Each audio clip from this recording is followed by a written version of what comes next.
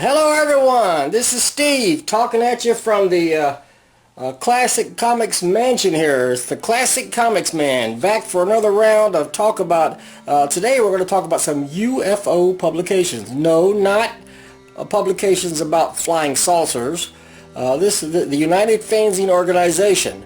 Basically it could be, you could think of it as the United Small Press Comics organization, fanzine being kind of an archaic word, but we'll hang on to it because the UFO with that name is such a time-honored organization. We're proud of it, and I'm proud of having been a member for this thing for like half a century. And some of my friends are, and some of you are newer members, but whatever, you're all welcome. And wow, what a long and fascinating and illustrious history the group has. But today we're going to talk about Tony Lorenz, my pal over there in Tampa, on the west side of Florida, which I'm right in the middle. Here I am in Orlando, and Tony sent me this new edition of Futuro Tierra.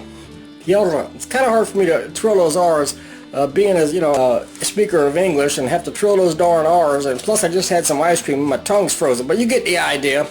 Read it if you can't understand what I'm saying.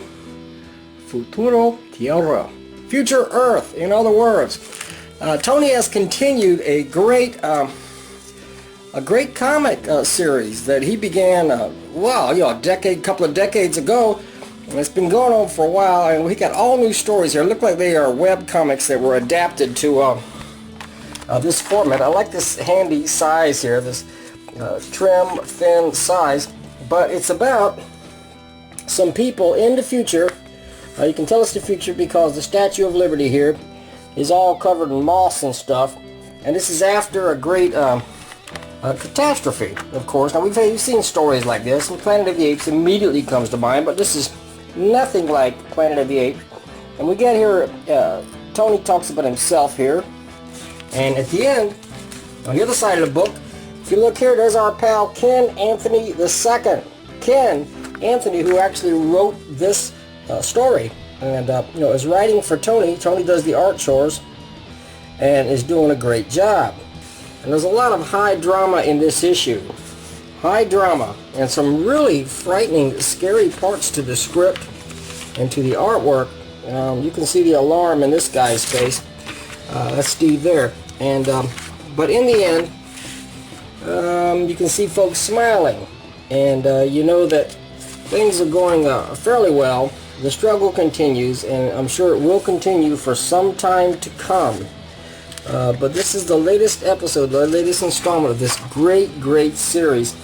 And Tony just shines on the artwork here. The reduction in the condensation makes the panels look a little bit narrow, but that's not really a problem. It's totally readable. Yay! Yay! Yay! Yay! There's my dearly beloved BB. That's right, that's my sweetheart, and she's going to be in all my videos. She's just like Stan Lee. She makes an appearance in every film. Well, I'm crazy about her, by golly. Now, let me tell you what I'm not crazy about. Since I made that first clip, I was going to review this one, which is another one by Ken Anthony II and Tony Lorenz, The Sniper. Once again, the continuation of a classic comic series from Small Press of a few years ago. And but what happened was, all of a sudden I got a message, and I was on my bicycle. I was going to be really cool about this. I was going to ride my bike with the camera in one hand and the Small Press comic in the other hand, and ride and review the comic while I was riding, and maybe get in a car wrecked, get hit, and annihilated. And it would have made for great video. I mean, yeah, that would have been exciting, but it didn't happen because I got a message that the memory card was full. Now this, earlier today, after I recorded the other video, the battery went dead, and then the memory card was full. Excuse me. And I've been drinking coconut milk. Well, not milk, water. It's buku. Buku means coconut in Philippines, and this is the best one. Iberia, coconut water. This is my advertisement. Buy this stuff. It's great, folks. It's really great. You think I should have done commercials? Well, anyway, here's the thing. let's talk about the sniper. I got all the problems fixed. It took me like an hour. I was so ticked off and pissed off because I was ready. I was in the mood. Now I'm all hyper, but I'm all discombobulated.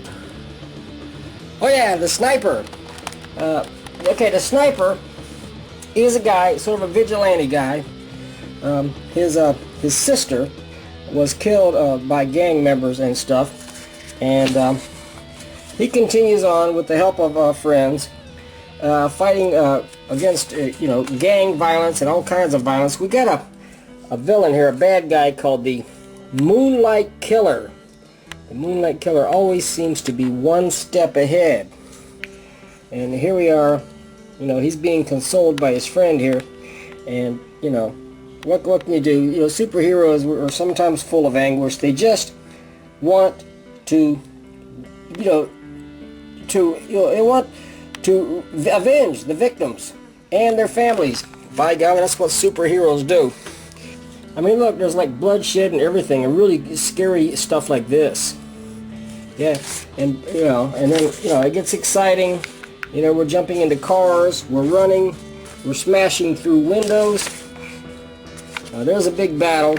It's 11:55 at night, and there's a comeuppance. Yeah, I'm not going to show you all the ending because that would ruin it. Ken, I'm not going to tell them. You can keep smiling. Don't get mad. I'm not going to tell them the ending. Okay. But that's the sniper, also by Tony Lorenz. Now, these comics that I mentioned to you by K. Anthony II and Tony Lorenz, and these comics are available. Send me a personal message, and I'll tell you how to order them. Okay? Now, we're going to go on to the next thing. I'll tell you what we got here, and this is coming up towards the end here, and that is saved to my computer, because I got a PDF of this one here, and that's Larry Johnson's Random Accents #1. Right, Larry Johnson. We'll get to that in a little bit, but here's Larry Johnson. Larry, we're going to get to your comic here shortly. One of my greatest friends of all time in small press. Just a great guy, and he's a teacher, and he's an influence, and love this guy. So Larry, we're going to get to your comic. What? I got to take a break, so we'll get back to it, okay? Okay, we're going to get back to it. Don't worry, Larry. Going to get back to it, no problem. Okay, in a little bit. Okay, we're back. Larry sent me this thing, and it's in gorgeous color, I mean, this is glorious. And of course, you can print this out. It's the PDF. And here we got some of Larry's art. And he is really a great artist, whether he's working in watercolor or pen and ink or whatever. His art over the years. What an amazing fantasy artist. I mean, this is stuff that you see in your dreams, if you're lucky enough to have dreams like this. And he talks about collecting comics. I love this full color stuff here. The Two Gun Kid. Yeah, I read those when I was a kid, with Kirby covers no less. A lot of them. And well, these don't all have Kirby covers. What am I seeing here? Like Romita or somebody? Anyway. But yeah, there were a lot of Kirby covers anyway back in those days. So anyway, look at this. Okay, I'm reading the article. Picked up these Jimmy Olsens for $3 each. Here's a run of Superboy from 1964. It's Curt Swan, of course, the great Curt Swan.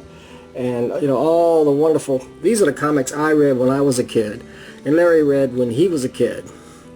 Dark Shadows, what was that? Oh, that King Kong comic. I used to have that. That was an incredibly well done Gold Key comic, a faithful adaptation of the original movie. And that was a terrific comic. Dr. Solar, Man of the Atom, where's he at? Right over here. Those Dark Shadows. I had this original series of Dark Shadows comics because, like Larry, I go way back. But this particular issue showcases a lot of his wonderful artwork. The landscape artwork here, and all this incredible fantasy artwork as well. So there's a lot of artwork. I could keep scrolling down. So yeah. One great online comic zine from Larry Johnson, and of course, how can I help but highly recommend it? I mean, you see for yourself, it's a stunning issue. Speaking of stunning, Ditko Mania number 96 from Rob Iams. I've been sitting on this. I mean, the production is so great on this with these beautiful covers. But, you know, before I can really comment on this thing, I've got to read it. Hey, we're back! I'm in the kitchen with my roommate, Domingo. I'm back. He's back. Say hello to everybody. I'm the exterminator. Yeah, he's the exterminator. He's cooking. Yeah, he's cooking some vegetables and stuff. And there's a whole lot of, looks like there's a whole lot of tuna involved in this. Ah! Okay, now where? Huh? It's a tuna sandwich. Yeah.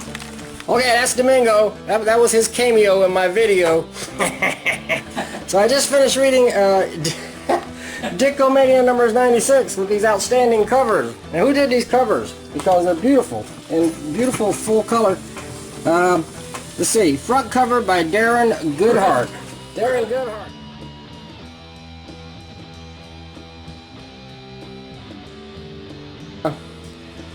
Who's the back cover by?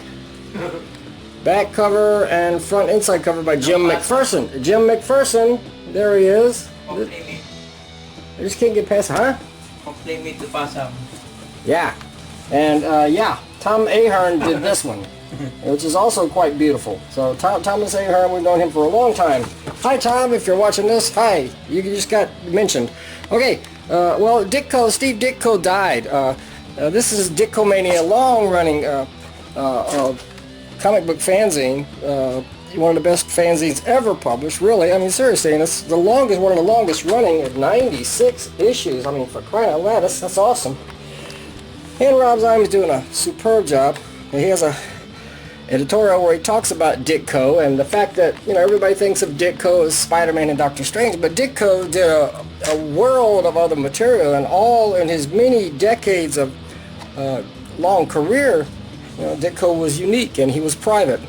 But his comics have influenced, you know, the whole world of comicdom, you know, influenced everybody, and you know, but there's a whole lot more to him than just you know, Spider-Man, and that was great. Spider-Man was awesome, and but you know, he did a lot of stuff, and he had a stint in Adventure Comics. They're reprinting in here some of the covers and stuff, and he talks about, you know, the history of Starman and how this particular version of Starman, which was different from the original DC Golden Age Starman, came about. It's an article by Brian Stroud here, and it was around for a short while in Adventure Comics with Plastic Man and Aquaman as a backup feature. So it's a very interesting comic book. Talking about Steve Ditko having been around, here's a reprint of Ditko, sort of an ad at Charlton. He's been around, Steve Ditko, and is back at Charlton. He was at Charlton for many, many years, and you know, and so he did stuff for DC like Hawk and Dove, and there was a lot of stuff that he did. But there was an influence around this time of Star Wars and the science fiction fantasy genre of the 1970s. It's been up to Starman in what, like 1980, I think. I think they tell you in here. There's another article by Jason Sachs, also on Starman. And then there's some discussion by Rob himself of Ditko's work for a certain prozine, certain classy comic fanzines, and the comics that he did for Bill G. Wilson's The Collector, and also a zine called Questar. And Ditko did a lot of work and created some characters and for these comics. And I don't know if any of these things have been reprinted, but Ditko did extensive work in the alternative comics medium. He's talking about the hero Kosage being a cross between Flash Gordon and Captain Atom. Well, there he is, and that unique Ditko style.